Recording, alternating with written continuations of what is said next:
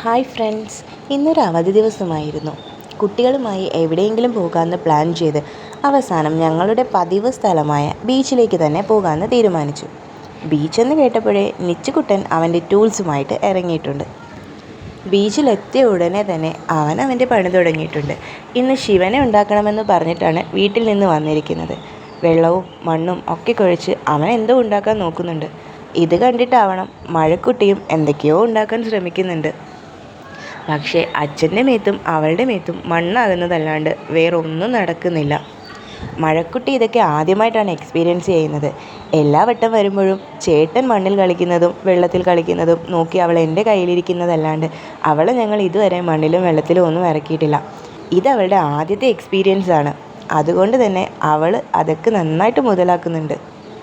ഒരുപാട് നേരം മണ്ണിൽ കളിച്ചതിന് ശേഷം ഞങ്ങൾ പയ്യെ ഒന്ന് കാല് നനയ്ക്കാനായിട്ട് ബീച്ചിലേക്ക് ഇറങ്ങാമെന്ന് തീരുമാനിച്ചു. അതും മഴയ്ക്ക് ആദ്യത്തെ എക്സ്പീരിയൻസ് ആണ്.